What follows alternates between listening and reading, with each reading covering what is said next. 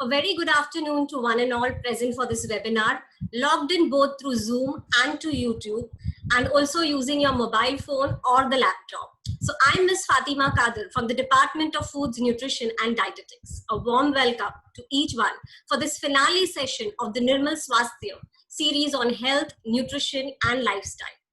The topic for today is creating a healthy mindset, mindfulness, moods and health goals.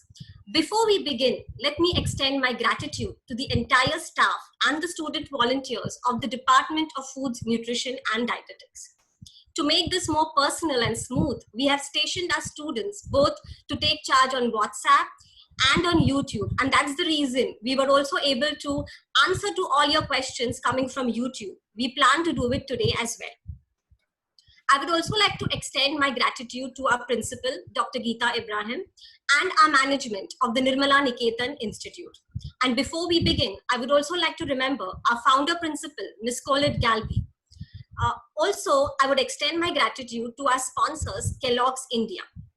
Now, Nirmal Swasthya, it wouldn't have been complete without addressing a very important component of our overall health, that is mental health. To make us realize this, let us all close our eyes for 30 seconds. I request all participants to just close their eyes for 30 seconds. And while you do so, acknowledge your inner self that we normally tend to ignore. May we be more responsive to our mental well-being. May we be sensitive to both the spoken and unspoken communication of our friends, our family members, and be there for them. May we remember to relax ourselves just as we condition our physical self. Now, you may slowly open your eyes. Dear friends, while physical disabilities and illness are visible and health infrastructure for the same is much developed, the issues on mental health and the varied mental illness remains largely ignored, rarely acknowledged and diagnosed. Even if diagnosed, very few out of them take treatment and many do not even find a social support. I wouldn't blame any one of us. I would blame the media projection that is not projecting it in the right way, lack of adequate weightage to mental well-being in our education system. The stigma attached to it makes it all the more difficult both to express and to realize this issue. I'm glad that we have come together to listen to this session, which we have extended beyond mindfulness in eating to address our moods, our emotion, and health goals. Today, we have a very prolific and eminent speaker with us, Ms. Smita Pradhan. I would like Trisha to just share the profile.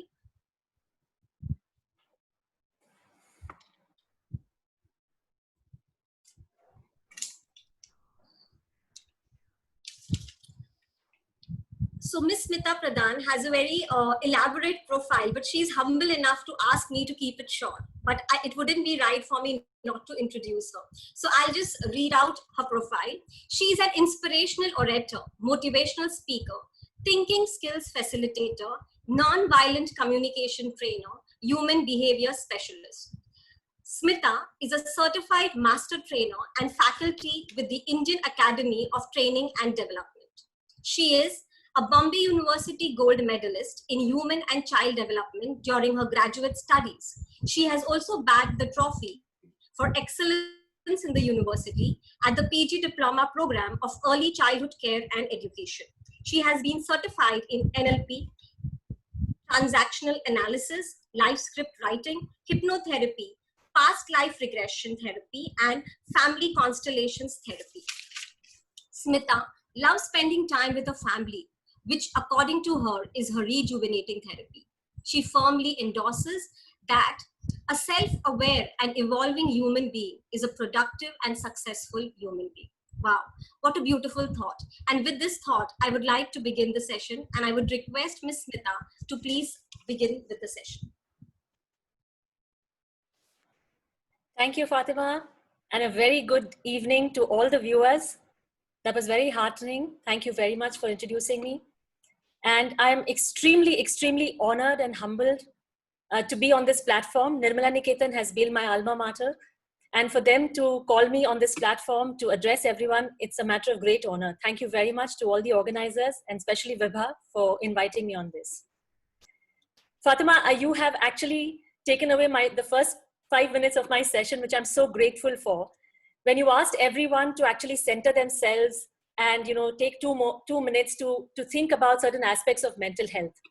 Because I actually wanted to go into this whole aspect of feeling check. See, oftentimes it happens that we are all in the humdrum of life and we are racing at top speed to achieve things which society has told us is good for us, which society has laid as benchmarks. But in this rat race somewhere, our real self and who we are and what we need gets left far, far, far behind. And by the time we realize it's too late to even catch up, we are exhausted, we are tired, and most of us probably give up. So I know that this webinar initially started off as a webinar for food and nutrition. And initially when I spoke to Vibha, she said to talk something about mindfulness in eating. And after the unfortunate demise and suicide of Sushant Singh Rajput on Sunday, we realized that if we did not address this most important aspect of overall mental health and well-being, I think we would be doing a disservice, not just to the webinar, but even to the entire community at large. So I have tried to see how we can seamlessly segue from one aspect to the other. And I invite you to stay with me on this journey. And I'm sure you'll have as much fun and a profound understanding as much as I've enjoyed preparing this for us today this evening. So how the session looks like is that we will first talk a little bit about mindfulness in eating. We will then segue into the aspect of overall mental health and well-being. And at the end, before we come to the end, I'm also going to leave with you, and in the middle as we go along, certain simple tools and techniques and tips to reclaim and re-empower your own thoughts, feelings, and behavior. And I will explain that as we go along. Because I think it's extremely important that at the end, you should go back feeling that you have something to work with. Otherwise, it's no point just listening to anyone. Am I right?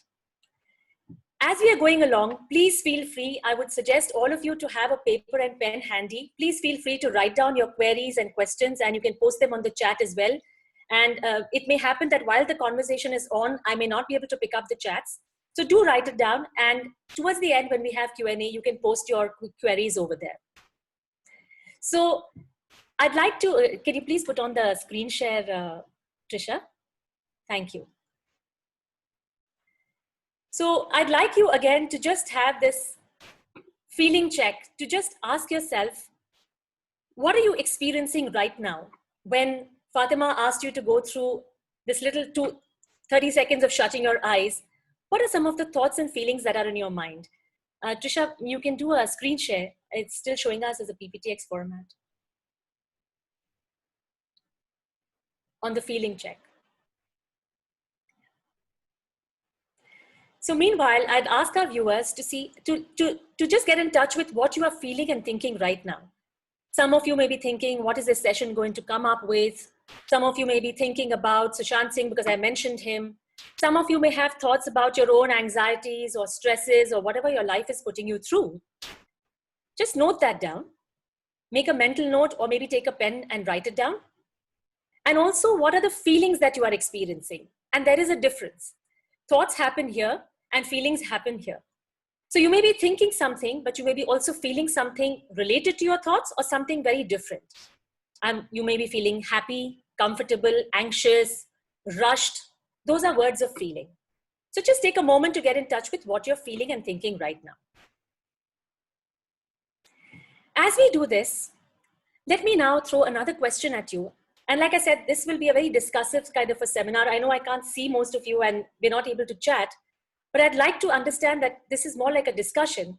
So the next question that I'd like to put up for you is, what is your relationship with your food? Trisha, are you able to put the slideshow?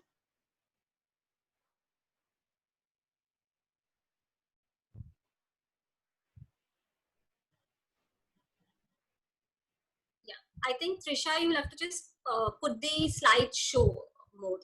Yes, if you can, yeah.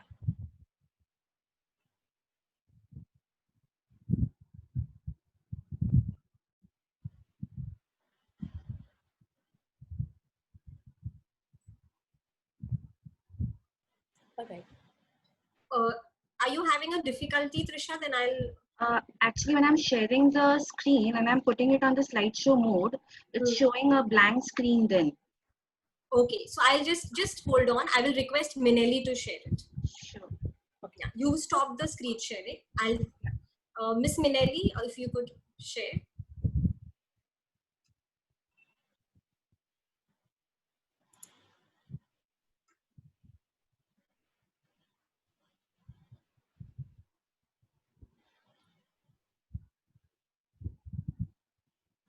That's perfect. Thank you.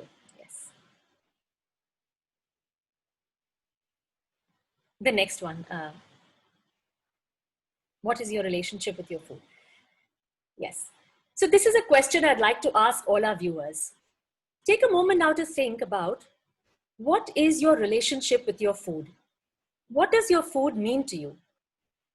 And you'll wonder, what kind of a question is this? Can I really have a relationship with my food? Yes, you can and you must. Because a lot of times we feel food is just something that we fill our stomach with, or just on the go, or we just grab something and put it in our mouths. And especially when we are rushed for time, when we are in the humdrum of life, when we are multitasking, this is exactly how we approach food. And like I said, since this is a webinar asking us to throw some importance and some mind and mindfulness onto our food that we consume, that's the reason I'm asking this question. What is my relationship with my food? See, we are Indians. And for Indians, food is an extremely intrinsic and important part of our daily life, right? We have food when there are celebrations. Food is there to show love. We say, maa ke haath ka khana. Anytime we're planning a wedding or a party, the first thing is, khana kya banana hai, menu kya rakhna hai, right?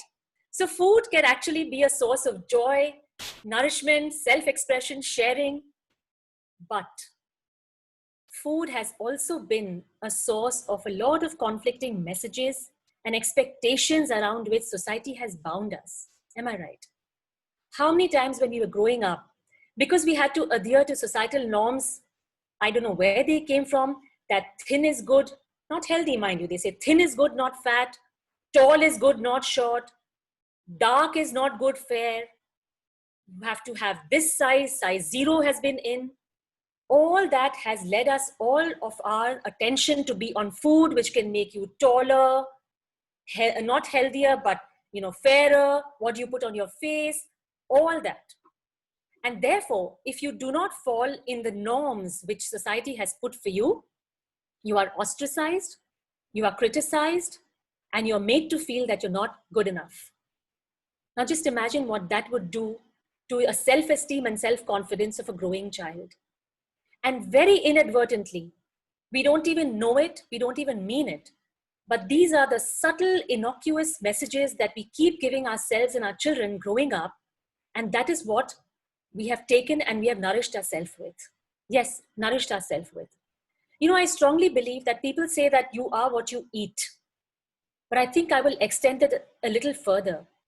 You're not just what you eat, you are how you eat that what you eat. How many times are we not compassionate with ourselves? How many times do we not let ourselves go? How many times there is so much of guilt? Why? Next slide, please. Because the society has given you those messages, those expectations, those benchmarks, which are constantly battering and bashing up your self-emotion and self-esteem and self-confidence. And you end up actually abusing yourself with the same food that is supposed to nourish you. There was this beautiful story that I was reading about this girl who loved to eat pizzas. But she was supposed to be told that she has to be healthy, so she had to eat only salads for lunch, and that's how she would maintain her weight. And then, once when she was very tired, the office had a party. She had carried her little salad box with her, and somebody had ordered for pizzas. Obviously, when the person asked her to eat one, she kind of grabbed the piece of pizza, ate one. It gave her some sort of comfort. And before she realized it, she had downed 3 pieces of pizza.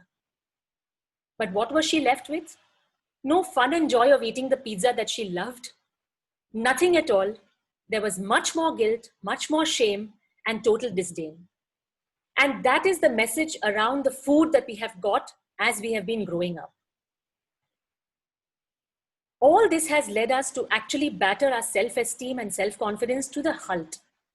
And society has kind of laid this benchmark of one size fits all. But is that really fair for us and for our children? Let us think about it. It's definitely not. And that is why we have all these eating disorders that our children have been showing. Next slide, please. We have no joy of eating. We have guilt and shame. People are introverted. And these are all because of the messages that society has given us by saying it's bad.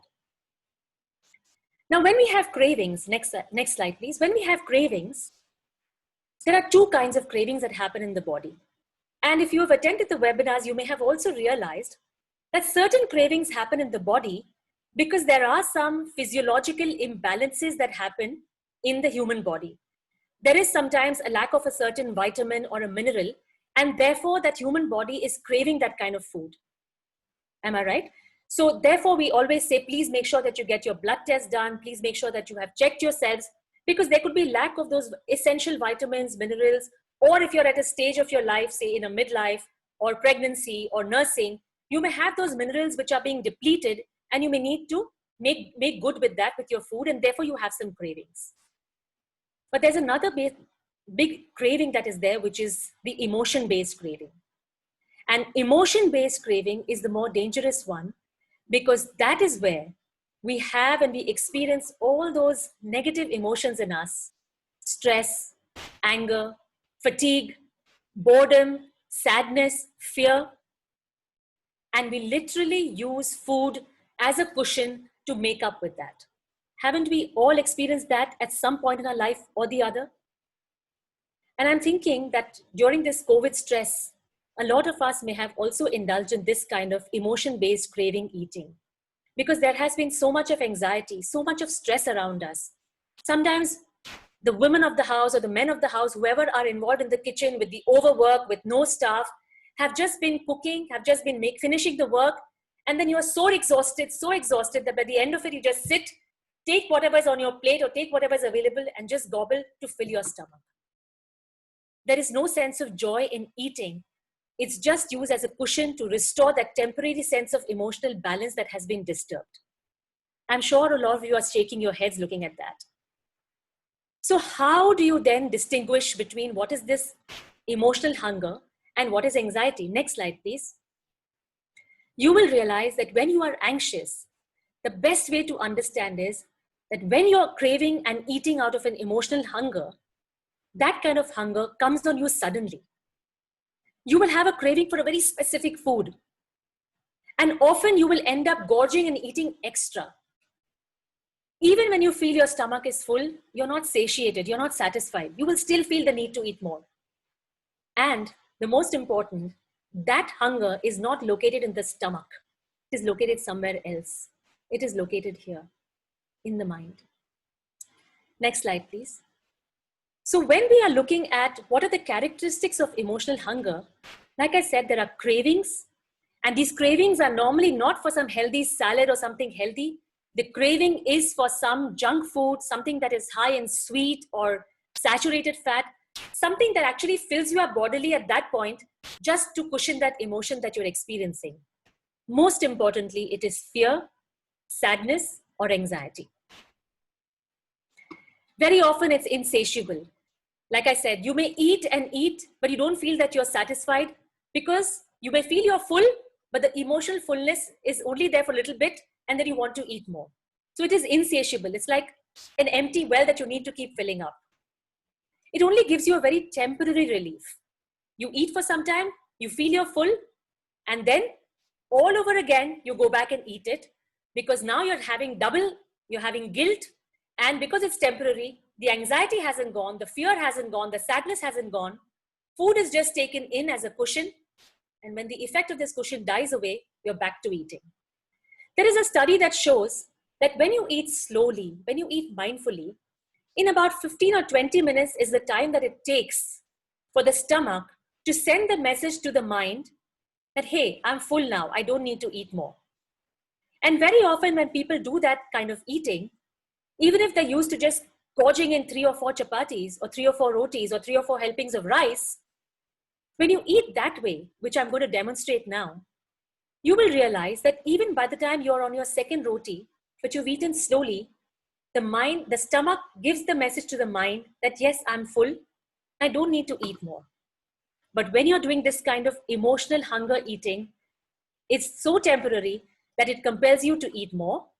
It compels you to eat alone. Because you're so anxious and you're so guilty about eating this food, you will lock yourself up in some room or in a place that you're alone so that you can eat more. It makes you feel guilty, obviously, because now you have not only been guilty of eating, but you've been guilty because you have not taken responsibility of your health. Your cholesterol may be going up, you may be a diabetic and you've eaten sweets. So the guilt factor is there. And now you want to punish yourself even more. It's impulsive eating, as we had just said, and it is also used to avoid responsibility.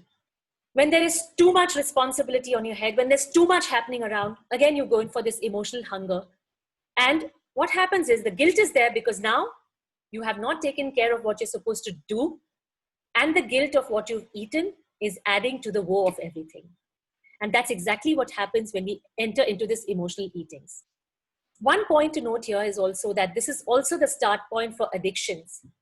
When we have addictions to food, substance abuse, alcoholism, drugs, sex, pornography, or even gizmos, all these addictions are nothing but overcompensation for feelings which we cannot deal with, and we resort to addictions.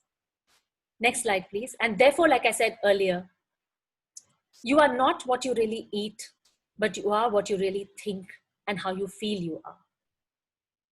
And the next slide, which also beautifully explains that exactly what I said. It is what you watch, what you listen, what you read, the people you hang around with.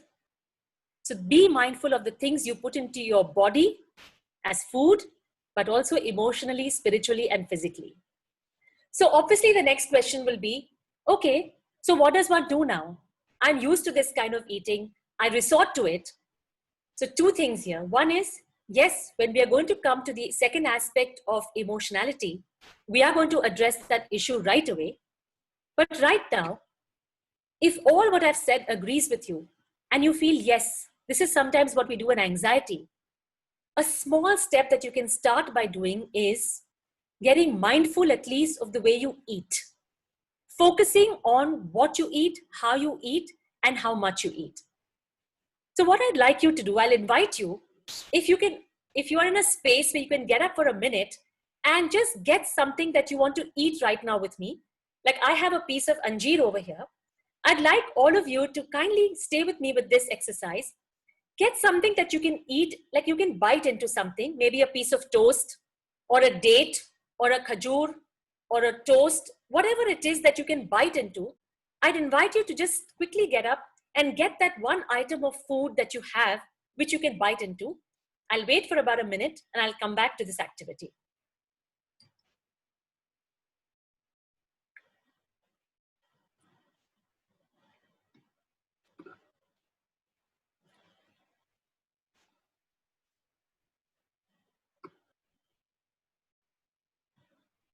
I trust everyone has got at least something to eat. So now, if we say that what we think, what we eat, what we are taking into our body is all connected, let's see how then this mindful eating looks like. And believe me, mindful eating has so many benefits that once you start eating mindfully, you will also realize that those 10 minutes that you give yourself to sit and eat is actually what is going to nourish yourself.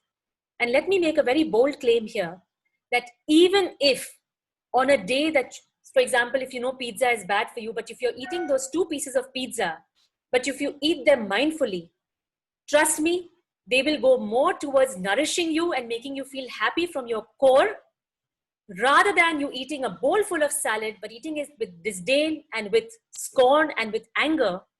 It's not going to go and nourish anything in your body. It might actually do the reverse. So let's see how this mindful eating looks like. Stay with me on this journey, and for the next 5 minutes, I'm going to ask you, all of you, to kindly switch off your mobile phones, keep everything away.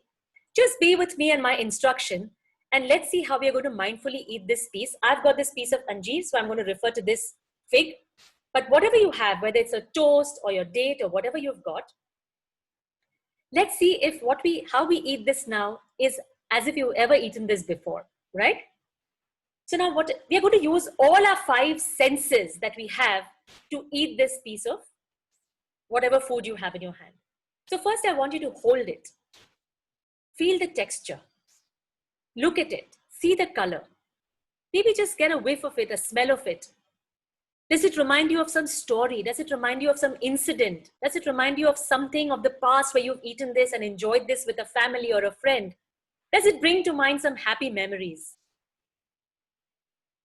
Now, when you're slowly looking at it, I'm sure a lot of you would have a small smile on your face as well, because that's the beauty of mindful eating. So look at this carefully. And now slowly, if it's a very big thing, break a piece of it and slowly just put it on your tongue. Don't yet bite it. Just put it on your tongue and just feel it.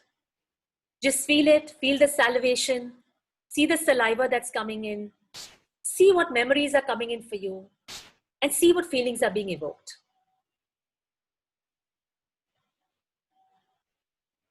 And now, when you feel you've done that with your salivation or whatever, slowly bite into it and then see how you feel.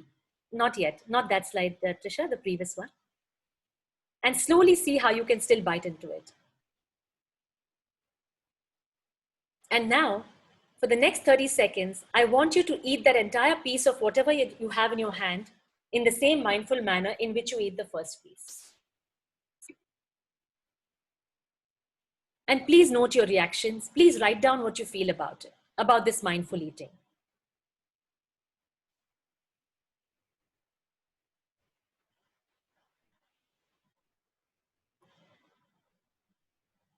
This is a small snapshot on how we eat mindfully.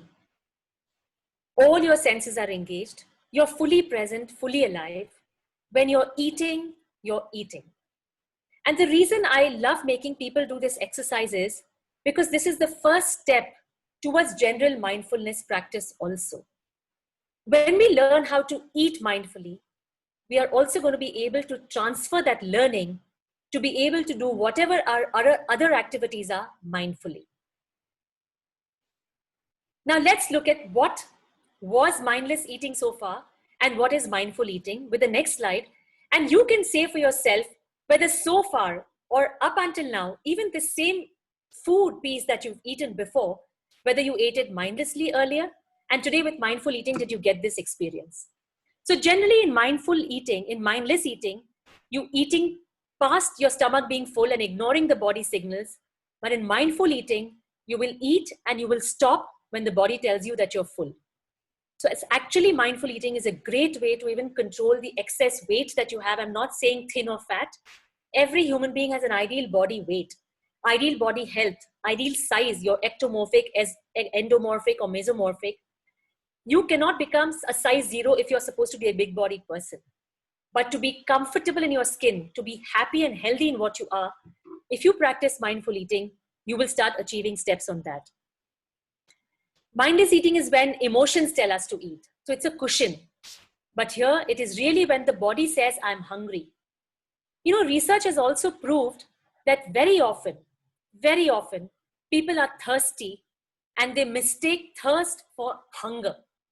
There's a study that says that 37% of the people have actually been thirsty, but because the mind cannot differentiate between that and you cannot recognize signs of thirst, you think it's hunger and you end up eating. So when you start getting into the practice of eating mindfully, you will be able to discriminate and distinguish between what is thirst and hunger also to begin with. You will not necessarily want to eat alone, which is a sign of mindless eating. You will love to eat with the family and love to eat with everyone around because now you're not guilty of eating that quantity. You're not gorging on your food. It's a celebration. It's a joy. Even if you take those 10 minutes away, it's a joy. You're not multitasking. You're not looking at your phone. You're not answering questions. You're not answering to anyone. You're sitting and eating. Please don't think that, is it possible in the humdrum of life? Do we make the time? See, no change is going to be easy, but it's not impossible. Maybe difficult a little bit at the beginning because it's a mindset change. but with practice, it will happen. And if I tell you that with all the research that we have done, if it's really, really good for you, for your emotional health, for your mental health, would you not like to give it a try at least? The other mindless eating is that it's not just for comfort, but it's also for nutritional healthy food. So when you're eating mindlessly, you will just take whatever is there because you've been used to junking and you will just eat. But when you're mindful of what you're eating, you will eat food which is going to give you nutrition and nourishment. You will never eat and multitask, that's mindless, but you will always eat when you're just eating and eat when you just want to eat. And considering a meal as an end product, whereas considering where food comes from. So then you're conscious of how you've cooked it, how you've served it, and how you're enjoying it. And believe me, when you start doing mindful eating, you will also start getting in touch with your thoughts, feelings, emotions, and behavior. Is everyone with me? Are you resonating with what I'm saying? And are you agreeing with what I'm saying? If yes, you can make a note of that in your books. So if this is a small thing about mindful eating, which you can translate into your life even for mindfulness, let me segue into the next piece of our chat to ask you, what is the definition of happiness for you? What does happiness mean for you? And if some of you say that yes, eating mindfully is also happiness, I would say kudos to you, because mindfulness also encourages you to understand what is happening in the here and now. And we will talk about that a little more as we go along. So if I were to ask you this question, what does happiness mean for you?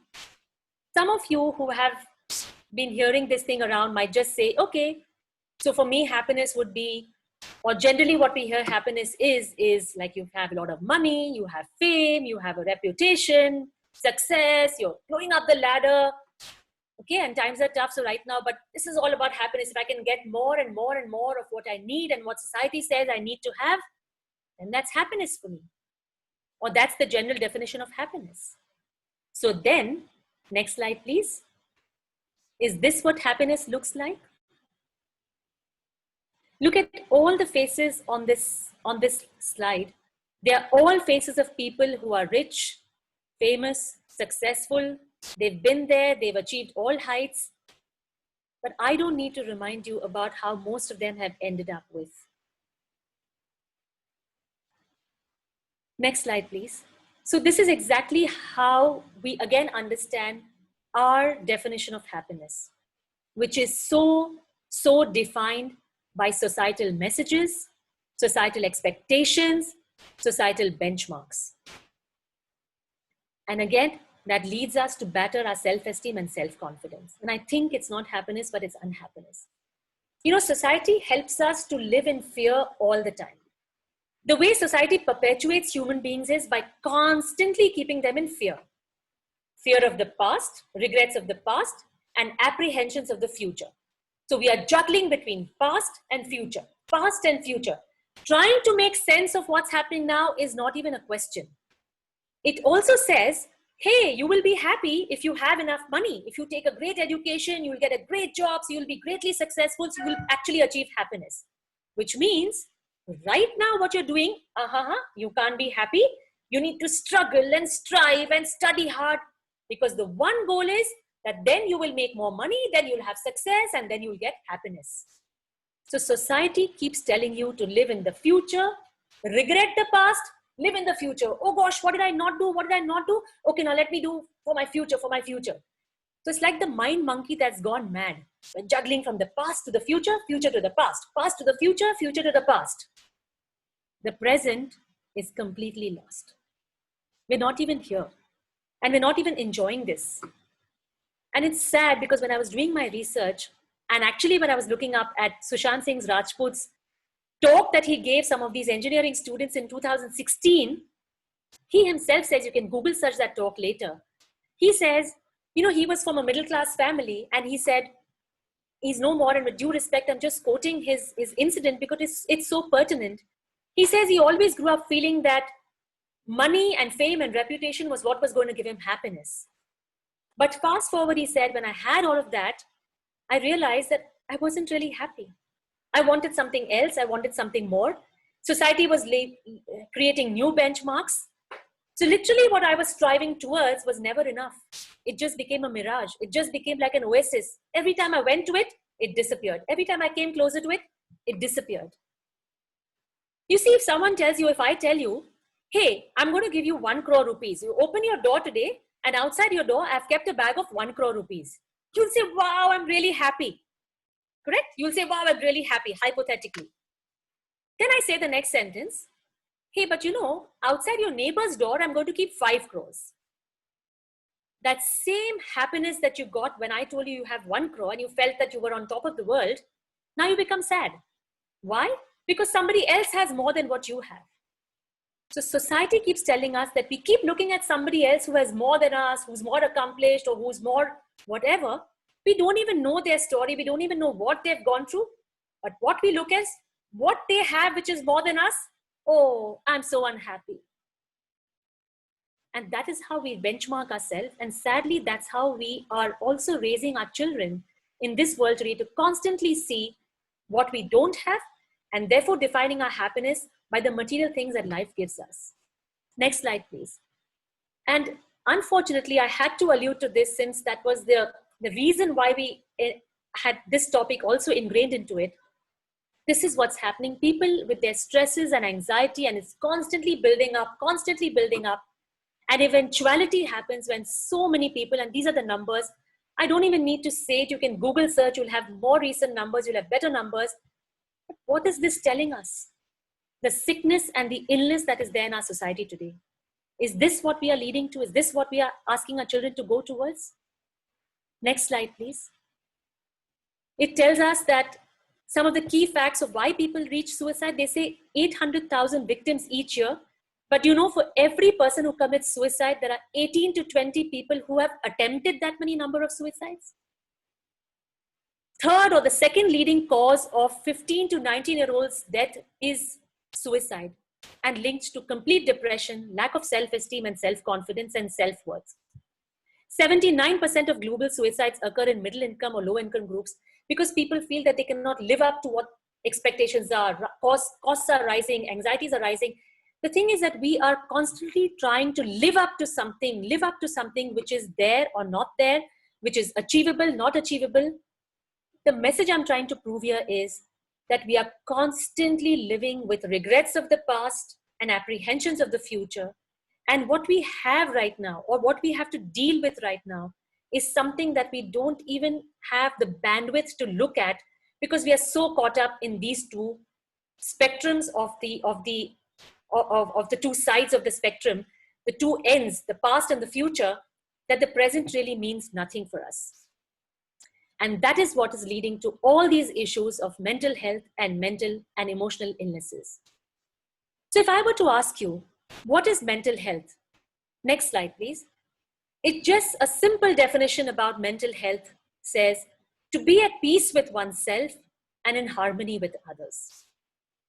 And that is, I thought it was a very succinct and a very beautiful one-liner to say, how can you be at peace with oneself and harmony with others?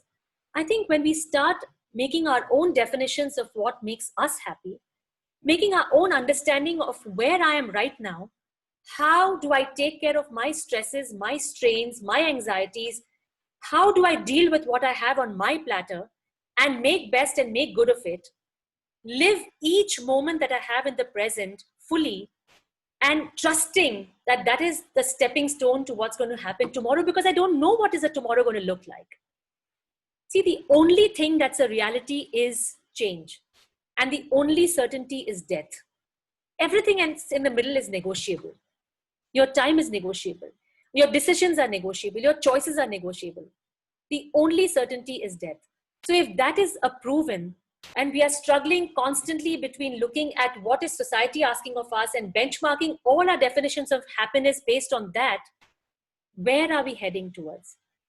And this is where our stress, anxiety, and worry increases. And as we go ahead, I will also talk about some simple tricks and tips and tools that we can do to alleviate that and try and see if we can be in the present moment and not ignore what is there, but deal with it. The thing is, when we are extremely stressed, when we are extremely upset, we have no bandwidth left in us to even deal with our issues. We are all over the place. Why?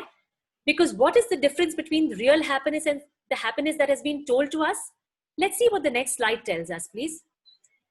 Real happiness for a lot of us could be having a healthy relationship with our heart, mind, body, soul, and spirit. Having real people that love you. Feeling complete and not needing the material things to validate who you are. That is not defining who you are. But what you are inside, what kind of a person you are inside, is what really defines you. Choosing to be with someone who makes meaning of your life. Being able to deal with your everyday stressors and apprehensions and anxieties. And showing that even when you're vulnerable, that is strength. But what is the definition that society tells you? Have to have a perfect body, you have to have millions of followers on Instagram or social media, a bunch of expensive things, a college degree, a great job, lots of money, big cars, big house, lots of friends on social media. When you really need them, you'll not even have those 2 or 3 who really stand by you. This is the position that we have come to. And this is how our youngsters are grappling and dealing with what we have today. You know, human beings love listening to stories. Next slide, please. And I will first tell you about a story about this beautiful gentleman called Viktor Frankl. And he's a psychiatrist, and he was also in the Nazi camp. And he's a psychiatrist, and when he came out of the camp, he started practicing. And he has written this beautiful book which says Man's Search for Meaning, which is a lovely book which says that basically in life, all of us are looking for some meaning, some anchor to hold on to, which is giving meaning and purpose to our life. So he tells us this story about this lady who calls him in the middle of the night. She's a friend. And she tells him that I'm going to commit suicide in the morning. I just called to tell you that. And he realized then that suicide and attempts of suicide are actually a call for help. They're a cry for help. So what he did was he kept that friend of his, that lady, engaged on the phone, and he just started talking to her about the different things and the different reasons why she should not commit suicide and what she should do and the different, all the alternatives that she has in her life. After that long conversation, the lady promised him that she wouldn't commit suicide, and she kept to her promise. She didn't commit suicide. Sometime later, when Viktor Frankl met her again, he asked her, what was that most compelling reason that I gave you that steered you clear from committing suicide? She said, none of the reasons mattered. The fact that I had somebody to pick up the phone and talk to was something that really helped me. And that was the amazing part. Next slide, please. Today, we have no one that we can listen to. See, human beings, like I said, love stories. And we have one of the most powerful faculty in our mind, which is our thought. But what we don't realize is that actually our thoughts control how we feel and how we behave. We actually think of how many thousands of thoughts in a day. And like I said, human beings love stories. We're also fantastic at creating our own stories and fabricating our own narratives. One situation comes your way and you will build upon that. You know, we are better than maybe a Karan Johar or a Aditya Chopra in creating stories for our life, believe me. And stories that help us stay in positions of, oh, poor me, everyone's out to get me, I'm so bad, I'm so mad at everyone because, nobody loves me, the poor me syndrome. We love creating stories around that. We just love it. So what happens? Our thoughts take over and we start building story upon story, story upon story, story upon story, because that is what helps us to remain in that perpetual state of, poor me, I'm so unfortunate, everybody's out to get me. And when we do that storytelling to ourselves, all that we do is completely exhaust ourselves, And we don't even realize that actually our thoughts are what triggers the feelings in us and the behavior. The behavior could be actual body behavior, like you express out in anger, or you fight with somebody, or you shout with somebody, or even physiological changes in your body, like your BP, your heart problem, your diabetes.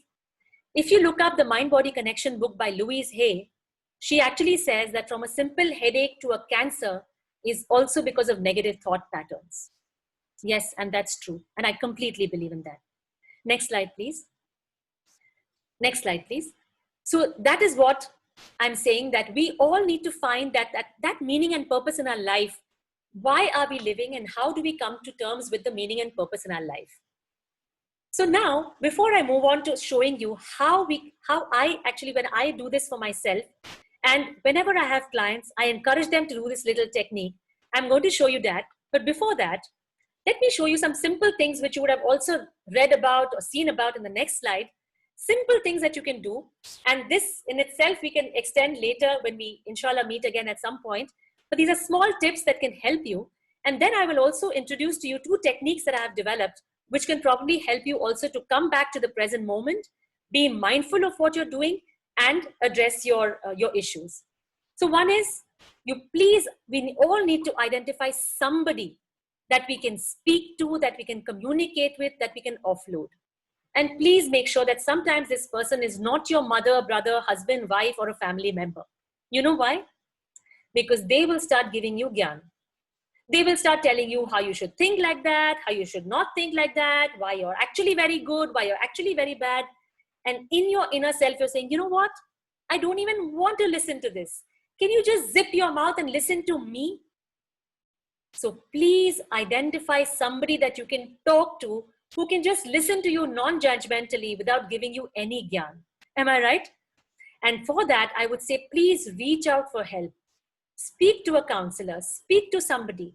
Identify the stresses which are there in you. You all know that if you're going through anxiety, if it's there for a long period of time, if you're going through stress, if it's there for a long period of time, before it becomes an ultimatum like a depression or a heavy case where you need to get onto medication, and believe me, there's nothing even wrong in that. You know, when we talk of mental health, it's really sad because in our society, when we say we're talking of mental health, mane mental, pagal ho gaya aadmi. So there's such a taboo talking around mental health issues and emotional issues. And aisa hai nahi. All those, if you have seen this movie, Munna Bhai MBBS, Munna Bhai says it very beautifully. He says, Circuit, ye dimag mein chemical locha chal raha hai bhai. And that is true. It is a chemical locha. See, when you have a diabetes or you have a heart condition, very proudly you will tell people I'm on medication and, you know, I need to eat my food on time because I am a diabetic.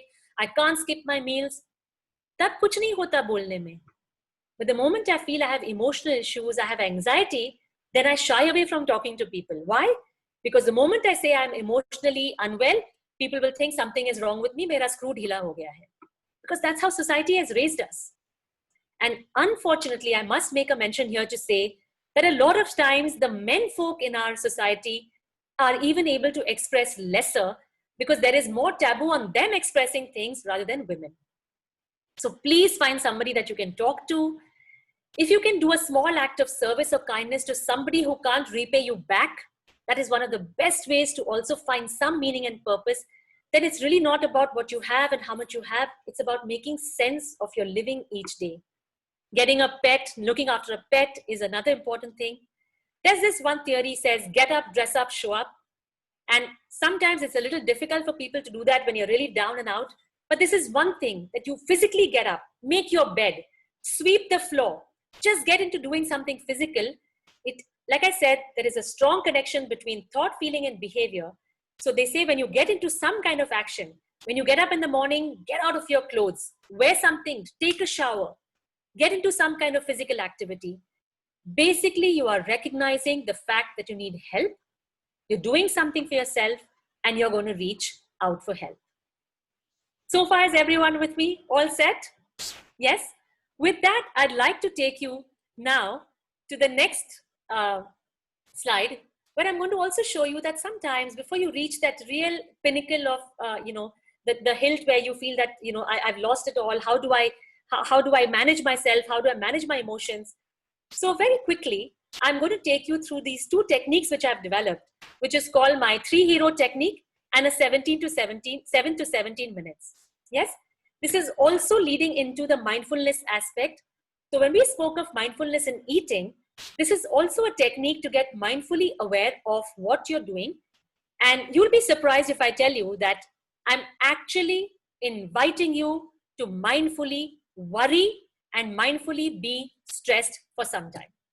Yes, you will be raising your eyebrows and saying, really? Are you asking us to worry, which people tell us to move away from? Yes, I'm actually asking you to come and worry with me mindfully, but there is a caveat to it, which I will explain now. So let me begin by first showing you this 7 to 17 minutes, and the name of the technique is 7 to 17 minutes by the alarm clock. In Hindi we say 7 se 17 minute alarm laga ke. See, when you're listening to somebody, after about 17 to 20 minutes, the mind starts getting a little tired, or you start losing concentration. Therefore, if you see, when I first spoke to you in the first half of the talk of mine, by the time I realized I had reached about 20 minutes, I got you into the mindful eating activity. So you were able to take away from what I was talking, and you were able to do something physically so that you were back into my session to listen to me, right? In the same way, very often when we are anxious about something, when we are worried about something, because society tells us ki socho mat, use nikal do, don't think about it, you tend to not think about what is really bothering you, and you try to shove it under the carpet. But होता ये है कि जब वो चीज को आप address नहीं करते हो और कारपेट के नीचे कचरे की तरह जमा करते हो, exactly जैसे कचरा जमा होता है, it will keep piling up, piling up, piling up, piling up, till finally it will explode one day, like the floodgates will open and the volcano will erupt. Am I right? So before we reach that stage, this first technique invites you, which is called 7 se 17 minute alarm laga ke, or 7 to 17 minutes by the alarm clock. What I want you to do is, whenever you are, take a diary, sit by yourself, put an alarm, and suppose there's something that's really bothering you, then set the alarm for 17 minutes. If there's something that you don't have too much time, you just have about 10 minutes, then set the alarm for 10 minutes. So you'll need around minimum 7 minutes to get into the mold, but make sure that the maximum limit you have is 17 minutes, no more than that. All right? Now, once you have set your alarm clock for say 17 minutes, now you actually sit with this pen and diary in your hand and say, what am I really, really worried about? Let me write down. So then when you say, I'm really stressed about what will happen to my job, or my exams are coming up, I'm really anxious about the way I look, I don't know what to do with my weight, anything could be an issue. The idea is that because we don't think through it systematically, we think through it all day long. And thinking also requires energy, and it saps you of the energy, right? So here, you are going to devote those 17 minutes to actually think of all those thoughts that are worrying you right now for that particular issue. So you start thinking, you may get angry, you may write down, you want to write some abusive language for somebody, whatever. So there'll be thoughts and feelings. Just keep noting that down as you come along. So that is the first technique, which is called 7 se 17 minute alarm laga ke.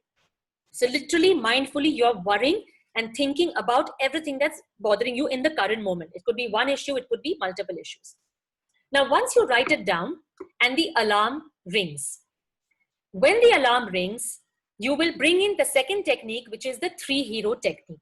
Okay, so let's take a break here. I'll explain to you what the 3-hero technique is, and then I'll tie it in together for the two of you, for both the techniques. Now, the 3-hero techniques are 3 simple principles that I've taken from the study of neuro-linguistic programming and CBT, which is cognitive behavior therapy. I put it together, which talks about, again, the integration between thoughts, feelings, and behavior, right? I call it 3 heroes because, like I said, human beings love stories. So to remember anything, even if it's a technique, if I just tell you the technique, you may not remember it. So if I give you a little connection with something that you enjoy, you may be able to remember it. Do this technique. So our first hero in this technique is Mr. Aamir Khan from the movie Taare Zameen Par, right? Aamir Khan from the movie Taare Zameen Par. Now you remember when Aamir Khan was talking to Ishaan Awasthi's father, he tells him the story of one tribe in Solomon Islands. Some of you will remember that, or you would have read about that there's a tribe in Solomon Islands which, if they want to cut that tree, if they want to fell a tree down, what they initially do is first, they surround that tree for many days and keep kosoing it, keep saying abusive language to it, keep talking very negative things to the tree actually. And after that, they realize the tree has become so weak because of all that negative energy that they have thrust upon it, that then when they actually take the axe, it is a very easy process to just fell that tree in one go. It doesn't take much effort. So that is how we're going to remember this first part of this 3-hero technique. So we'll remember Aamir Khan cutting off the tree. So you remember the first thing is, whatever these negative thoughts are now coming in your mind, and once your alarm has rung, your first hero will be invited, who is Aamir Khan, who will remind you to do cut, cut, cut. So literally you will make a scissor of your two hands and you will actually say cut, cut, cut, or thought stop. You will stop that thought from going further and you will have to stop thinking about that issue any further. So cut, cut, cut. Then my second hero in this technique is Mr. Amitabh Bachchan from Kaun Banega Crorepati. All right. Now in that, whenever a participant gives an answer, what is Amitabh Bachchan's reply? Computer ji, is answer ko lock kar diya jaye, right? He tells him to lock that answer. Now here, we are also going to lock something in our body and we are going to do it right now. It will take about 30 seconds and I'm going to help you. This is the principle of anchoring, where I will take you to understand that when you are in a negative state of mind, how your body reacts negatively. You get angry, you get upset. Just by the sheer thinking, there are changes happening in your body like we spoke about earlier. In the same way, if you transfer and think of something that is positive, that has given you some joy and happiness, automatically you will feel that the body has changed in its reaction. So now when I'm talking to you about all these stresses that are happening in life, about suicide, something would be happening in your body. You would be feeling a sense of discomfort, anger, or irritation, or sadness. Now, for the next 30 seconds, I will invite all of you to close your eyes for about 30 seconds and just follow my instructions. And when I say anchor this or lock kar diya jaye, each one of you will take the first finger of your hand, the index finger and the thumb, and you will tightly close this and anchor this feeling and say lock kar diya jaye. Isse is feeling ko lock kar diya jaye. You will anchor this positive feeling for yourself. All right? So I invite you to close your eyes and think of an occasion in your life that you have been very, very happy with, that gave you a lot of joy, lot of happiness. It could be anything that so far has been the most satisfying and happy event for you. Just completely live that moment right now with me. Completely for 30 seconds, close your eyes, recall that event and completely live it with me. You will start noticing how your breath is slowing down. Your body feels a little more relaxed. So get into that mindset completely. And once you've gone into that mindset, now I invite you all to say, is feeling ko, is experience ko lock kar diya jaye. So what you will do is all of you will take the index finger and the thumb and you will press it together, feel that little pressure and say, this is anchored, lock kar diya jaye. Now this is our second step. Today I have helped you to anchor this positive feeling here. Now every day when you practice, this anchoring will get stronger and stronger. The moment you start putting this index finger and thumb together, like I said, the mind-body feelings are connected. It will evoke that circuit in your brain and you will remember this occasion and you will start calming down. So that's the second step of our 3 hero technique, lock kar diya jaye. The third step is where you call Farhan Akhtar from the movie and Hrithik Roshan and Farhan Akhtar from the movie Zindagi Na Milegi Dobara, right?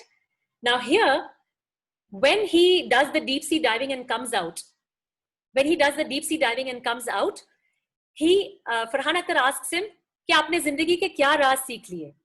So he says, हमने सीखा कि सांस लेते रहो. Just deep breathe, keep breathing, right? So the third thing is where you will remember Farhan Akhtar, you will remember Hrithik Roshan, and you will just keep deep breathing. So that is your 3 hero technique. So first you will call Aamir Khan to do cut, cut, cut, cutting off the negative thoughts. Then we have anchored, so you remember Amitabh Bachchan and you will do lock kar diya jaye, you will anchor that feeling. And 3, you will start breathing deeply. Now in the next, we are just coming to the close of this and I will end with this just to show the connection between the two. That when you do this 7 to 17 minutes by the clock, and when the alarm rings, you will quickly call in your 3 heroes. You will say cut, cut, cut. So you will force yourself to stop thinking of those negative thoughts. You will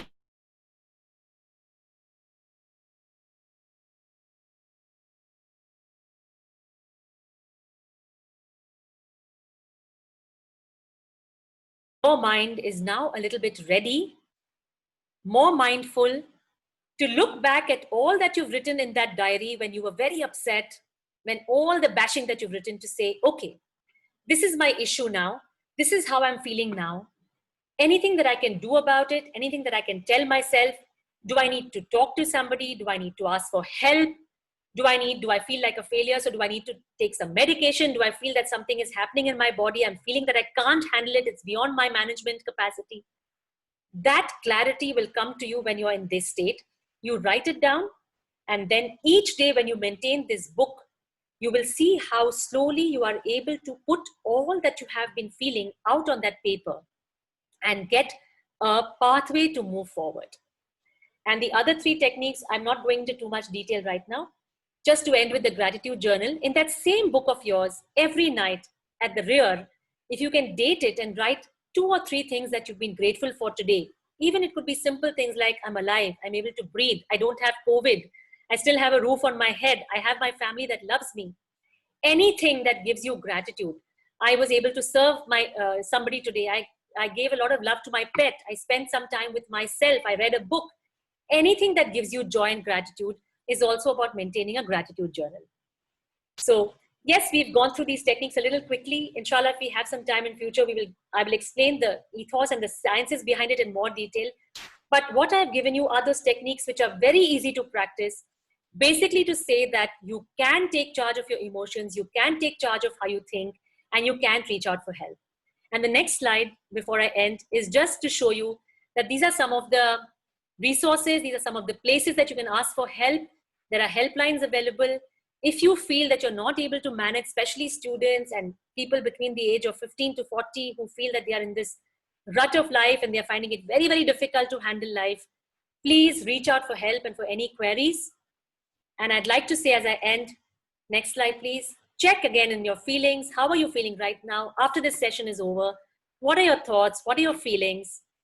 And the last slide which says, please take care of yourself, find your calling and purpose, and all the very best. Thank you very much. With here, I end my session. And yes, we can go in ahead with some queries. Thank you, Ms. Smita.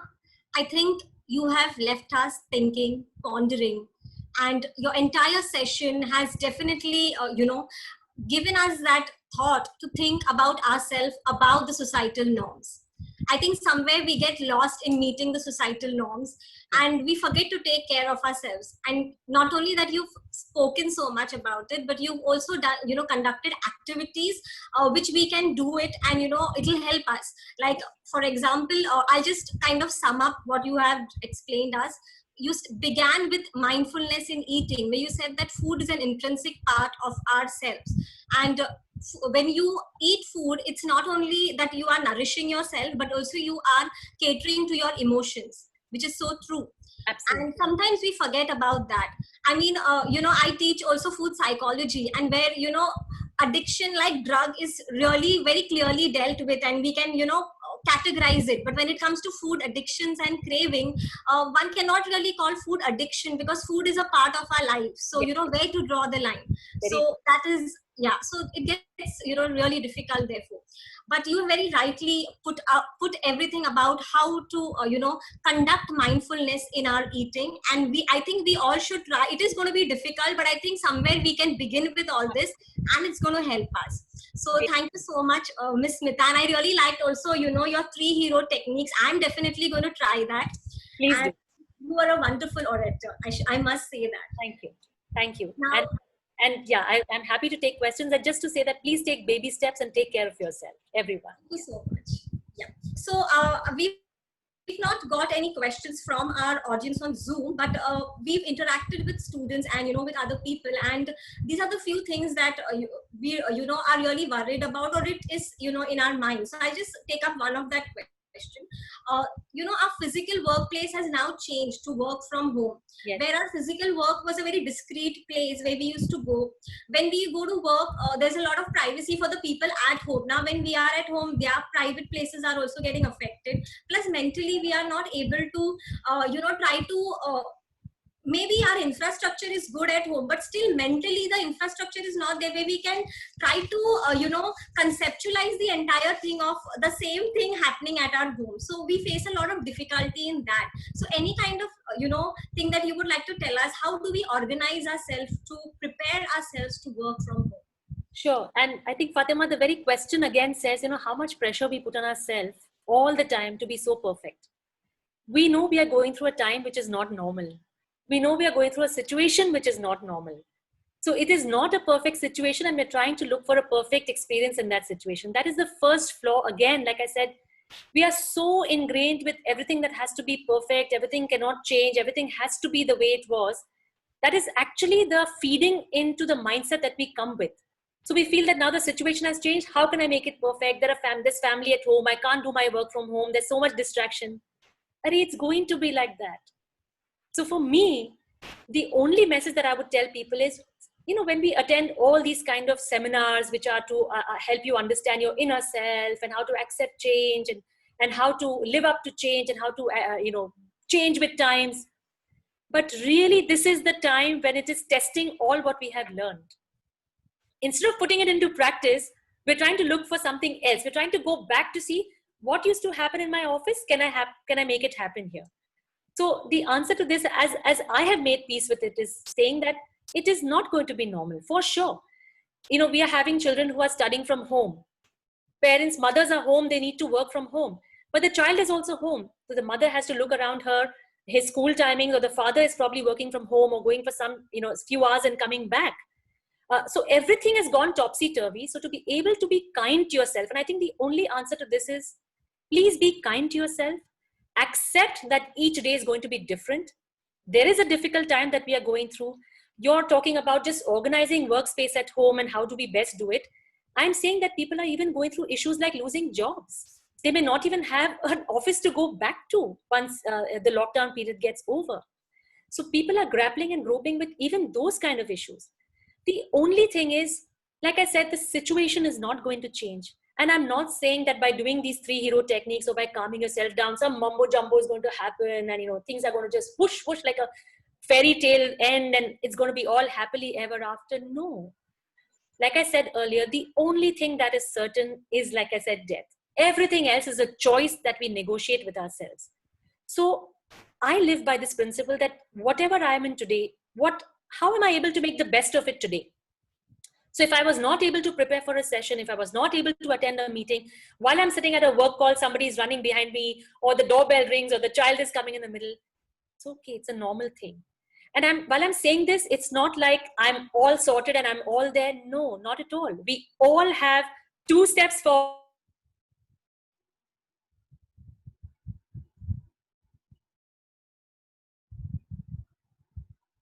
I think we have lost you, Miss Smita.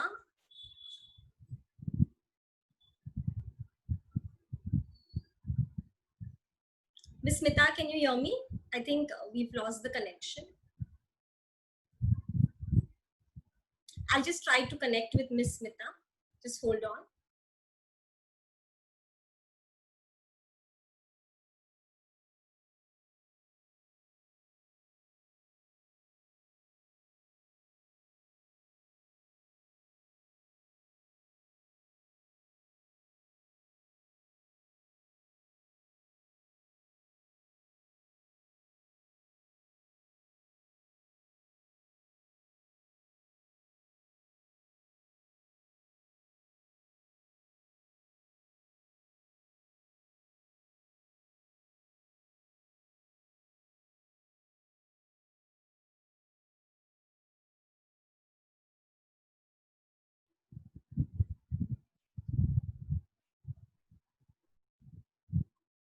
So we just trying to get Miss Smita back.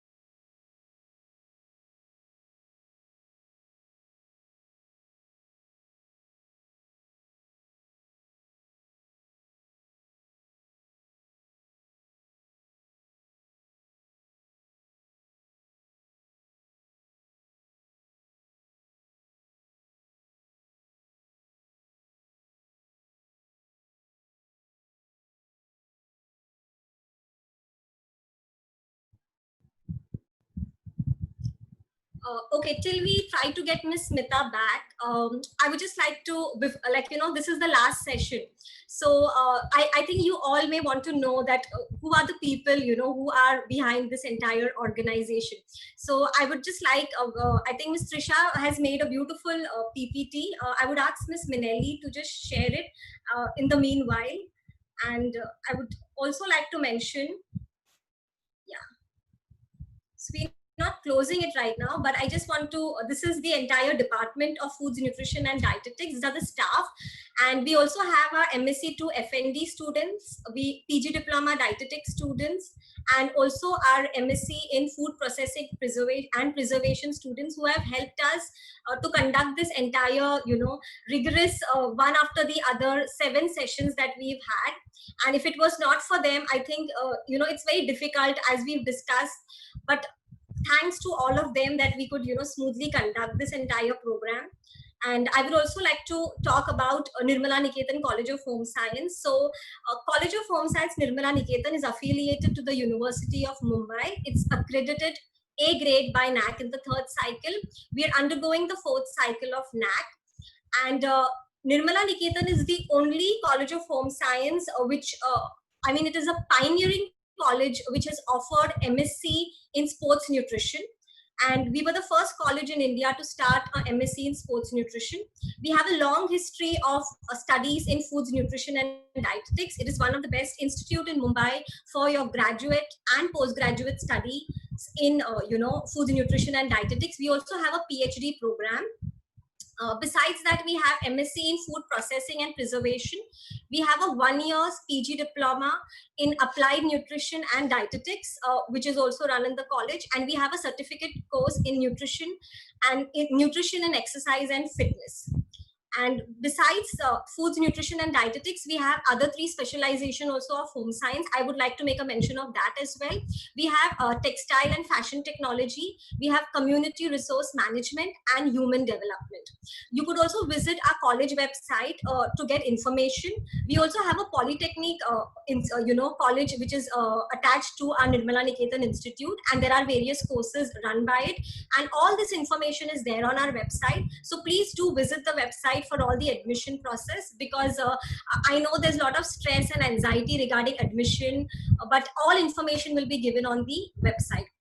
I think we have got Miss Smita back. So sorry about that. I don't know why it got dropped off. So I've logged in from my phone. Okay. I hope I can see you clearly from phone as well. So I think we're happy to have you back. Thank you. Sorry, I don't know what happened. Yeah.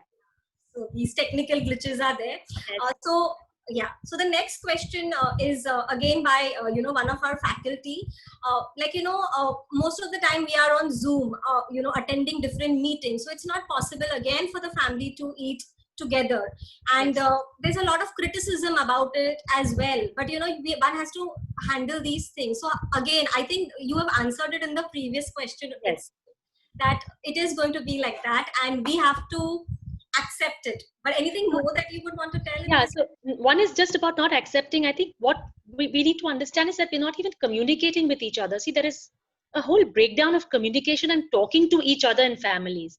I think what we are noticing is that we are always talking at each other. We are throwing orders at each other. We're just saying, ye karna hai, wo karna hai. So we are always in our, what we call the doing self. As a parent, I want to do this, I want to finish this activity, finish cooking, finish eating, finish my work. All the time we are enveloped ourselves in the doing self part of it. And what we really forget is that one of the things that really gives meaning and purpose to our life is when we are being self, when we are being with each other. So honestly, if the expectation is that we eat together, which in normal times we have, and to be able to explain and say, this is not a normal time, and today I may not be able to eat together because I have this work, I need to sort this out, and please can you help me with this?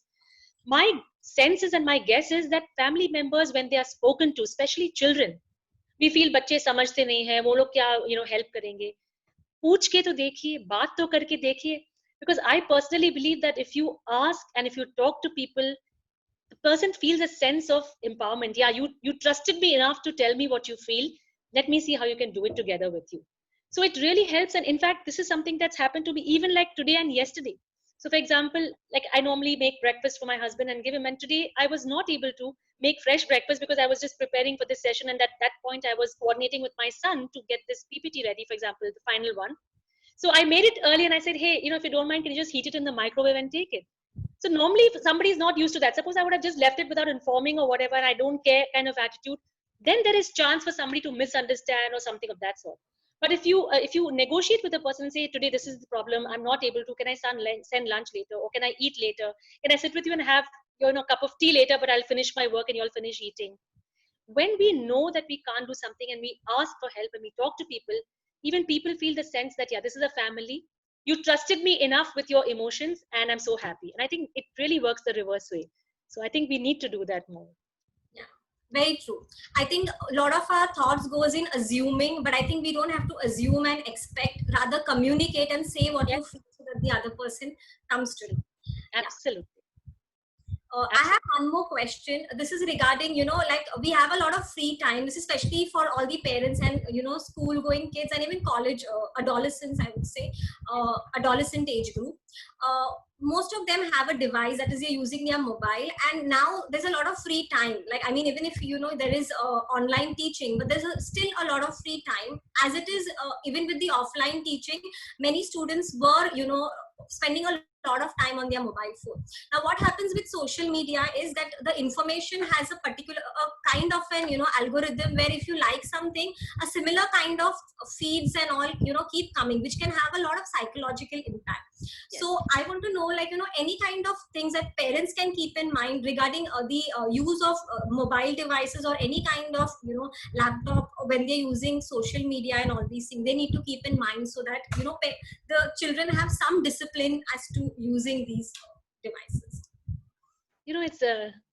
It's funny because goom phirke everything comes back down for me to communication again. And the more we communicate, the more trust we develop between each other. So the languaging that parents can use is the I language. Instead of telling the child that, you're doing that and I'm getting very upset because you don't have a sense, when I'm doing that you kind of a thing, there is a defense mechanism that comes up in the child to be more, arrogant or defensive or back answer. So no, I'm feeling bored, I'm going to do this or something like that. Like you said, things pop up and the child may not be aware, and he's watching something which is not meant for his age. Now, there are some evils of social media which honestly, it's sometimes out of our control.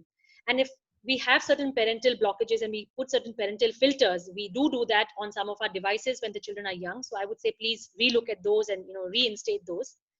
But for me, I've always understood that by blocking things out and trying to use the method of punishment, or something that is you're trying to create boundaries for the children in your capacity, where you're saying, this is not good for you, this is not good for you, this I don't like, without explaining to the child why you're doing what you're doing, I have seen in my personal life that the resentment and the anger comes up even more. But the times that I have spoken to my own children, now they've of course grown up, but when I used to speak to them and say, when you watch excess TV, I get really upset because I feel that is bothering your health. I feel that, then you are becoming a couch potato or something of that sort. When I take the onus of the speaking on saying, I can see what you're doing and therefore I feel very upset. When we change our languaging to that, rather than saying you are an irresponsible child or you are doing that, I feel the onus of the problem comes on the person who's speaking, and it gives the other person who's the listener, in this case the child, a little more sense of being responsible and understanding where you're coming from. That, okay, you're not blaming me, but you're saying that this makes you upset. But mama, you always tell me not to play. What is the thing? Okay, let's negotiate. Chalo. You're watching for 4 hours. Can you do it for 2 hours? Can we do 2 hours something else? I need your help here and there. When you sit and talk to children, and again, some parents will say, oh, you're just saying it off the cuff. Is it very easy? I'm saying no change is easy, but it's not impossible. So if we take baby steps and at least start with the change yourself, like you role model that and say, I'm also not on my phone all the time. I've realized the ills of it. So I'm going to give it for, be on the social media for so and so time. And I'm going to do this other activities which are good for me. So if parents also start role modeling the sensible and disciplined use of the social media or devices, children will observe that and follow suit. Like I said, communicate with them, let them know how you feel about it and why you feel what you feel. Not that, oh, so-and-so friend of yours is so responsible that his mother told him not to do it. He only plays for 1 hour on the Wii and you are playing all the time.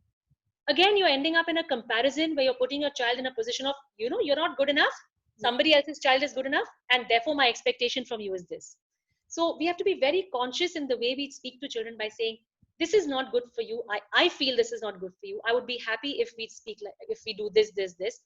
And sometimes then you also have to allow for certain attempts that don't work, for a certain amount of experimentation, for a certain amount of children not listening.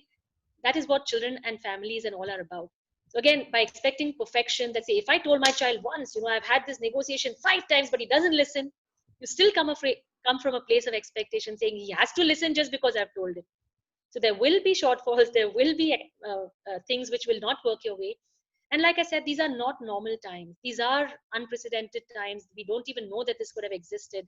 So everybody is facing the problem. We face the problem of Zoom fatigue by being on sessions so much and things like that. So to be able to expect the child to be very, very responsible when we ourselves are seeing that sometimes it is and it is not possible, let's take a little more pragmatic approach. This is going to stay for some time, but it's not the end of situation. So what is 6 months to 8 months? Let's improve our communication skills in this period, and let's see what best we can do with that. I mean, I think I would only answer it in that way. Thank you. I think you wonderfully answered all our questions. I think it has come from your experience and, you know, the passion that you have towards this field, and you've touched upon that communication is the key to everything. A little understanding, empathy, and all these, you know, points that you've put. And I think genuinely these are the most important things that we need to consider. And I must add one thing here to say, like, you know, sometimes people like, when I have to say this on this platform, because I want people to realize that say, if you say I'm a counselor and I'm giving you all these techniques, so some people come around and tell me that, oh, you must be very perfect, you hardly must be feeling ever sad or anxious, how can you go through anxiety, why would you be low, things like that. So to be able to understand that I'm a human being first, I'm a mother first, and then I would be whatever professional I am. So yes, I also go through my ups and downs. We also have those arguments and we also have those disagreements. The only difference is that because we have studied this process, because we believe in this process so much, it's just that very quickly, if in a week some other person may be having 10 such issues of arguments or 10 such issues of problem areas, I could have maybe 7 or 6, a few less, but even those are huge. Those 3 or 4 or 5 times that I'm able to hold myself back is huge in the huge repertoire of the relationships. So with baby steps, if you try and remember, you know, sometimes you say something to the child or to a family member and you say, oops, I shouldn't have said that. To be able to retract what you say, to be able to say, sorry, I didn't mean it that way, to be able to knock yourself and say, I was not mindful today. Those few tips and techniques that you keep applying in your life is what makes you human and humane. No one's asking you to be perfect, because only Allah is perfect. But at least if you can move slow and baby steps towards that small journey of excellence, then I think you've done your bit as your human being. And that's what families thrive upon. Thank you so much, Ms. Smita. And thank you, you know, for accepting our invitation. Yes, Ms. Smita is an alumna of our college, but it's always so nice to have the alumna back in college. And we are all so proud of you, Ms. Smita. And I've heard, you know, a lot, and today I could experience that same thing with your talk. And this is our last session. So I would also, you know, like to know if any participant would want to share any feedback.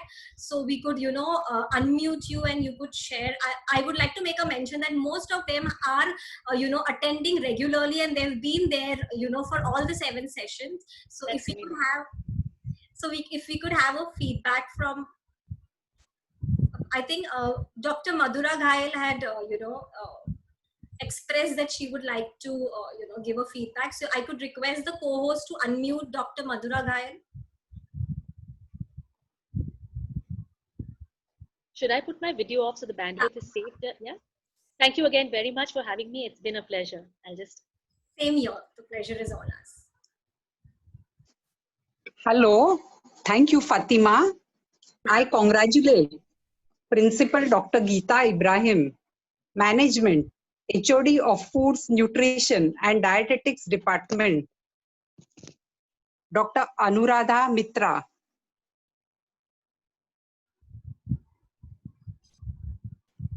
of Nirmala Niketan Institute, for understanding the current need of our society during this pandemic.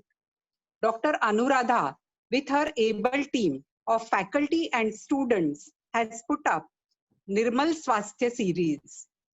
They have covered so many aspects of our health, role of various types of food, may it be macro, micronutrients, and minerals, etc. It was not only covered what we should eat, but how we should eat it, how we should remain healthy, physically as well as mentally, how to take care of us during this COVID pandemic. All the resource person of all the sessions were their illustrious alumni. So all of them spoke with so much of love for their teachers and for audience. All were very lucid speakers and the content was excellent. As usual, Nirmala Niketan has satisfied the current need of the society. And as a takeaway message for me, the entire Nirmal Swasthya lock kar diya jaye. Thank you so much. Thank you so much, ma'am. Such a beautiful feedback. I'm sure this is going to encourage us all, and all the participants can resonate with your thoughts and whatever you have shared. Thank you, Dr. Madhura Ghayal, and thank you to each and every participants. We hope to see you soon in any other sessions that we will be having, for which you can, keep in touch with us on our Facebook page. I'm repeating the name of our Facebook page: Graduate and Postgraduate Studies in Foods, Nutrition and Dietetics, College of Home Science, Nirmala Niketan. Thank you all.